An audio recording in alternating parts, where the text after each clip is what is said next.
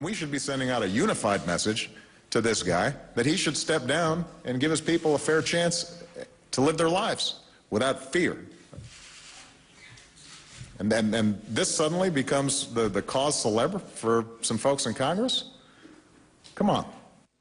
He's talking about Gaddafi, that the U.S. should be unified in saying Gaddafi should step down. So, oh, yeah. Hey, so, he seemed to be implying that members of Gaddafi's the only bad guy in the world?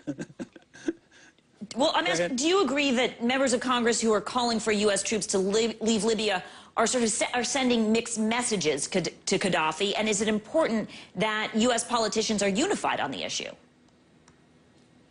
Well, no, it's not important. What is a free country supposed to do? What is a democracy supposed to do? What are debates all about? This idea that you can't dissent from a president that we sincerely believe is thwarting the Constitution, we're not supposed to say anything? I mean, that's just beyond imagination. So, but the whole idea, because he's a bad guy and we don't like him and he might have done something if we hadn't gone in, well, they said Gaddafi might kill civilians. Well, how many civilians have been killed since we've been involved in bombing him? Hundreds, if maybe thousands of individuals have been killed over there, and Gaddafi is not killing his own people. But there are a lot of bad people in the world. Does he want to do that in every dictatorship around the country? But we have, since the Cold War ended, we've assumed this responsibility that we have to dictate to every single country which dictators should run their country. So when there's a good dictator, you know, we sort of give them a lot of money. When they turn against us or we decide he's a bad dictator, I mean, it wasn't so many years ago that we were doing business with Gaddafi. Just a few years ago. The same, it's just over and over. At one moment, we're their best friends, as you know, we were on the same side as bin Laden was when the Soviets were in Afghanistan. Then he became our arch enemy.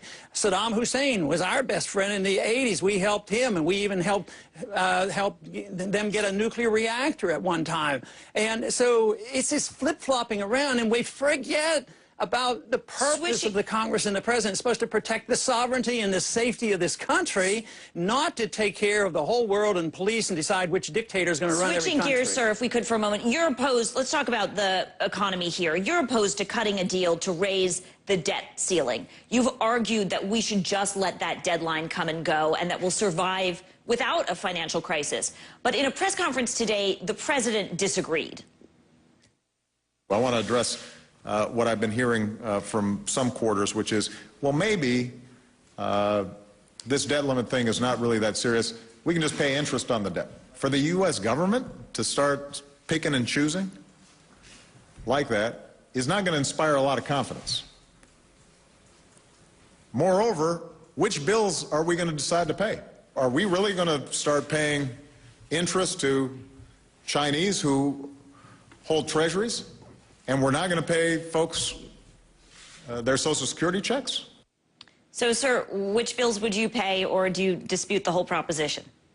Well, for the President to imply that we don't think it's serious, matter of fact, we think it's very, very serious. We just think that continuing the process is worse than facing up to the facts that we're out of money and we're flat out broke. So he should never challenge and tell us that we're not seriously worried about this.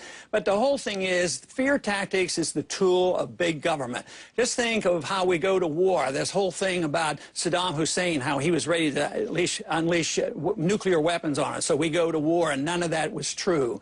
And then also when the crisis hit in 2008, oh, if we don't bail out all these big banks and corporations, the Fed doesn't double and triple the money supply, it'll be the end of the financial world and the end of Western civilization. And bottom that line, was do how you people think say, okay, we better go and do it. Bottom line, now, once again, he's using the fear tactic.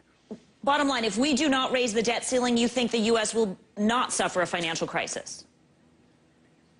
Well, we're in the middle of a financial crisis, and it's going to get worse no matter what we do, and it's going to get much worse if we don't quit spending and printing money, because we're defaulting. They say, we can't do this or we'll default on our promises. We've done this many times. We default every single day when prices go up because that's the depreciation of the money, so we're in the middle of default. Thank you so much. I wish we could continue. We're out of time.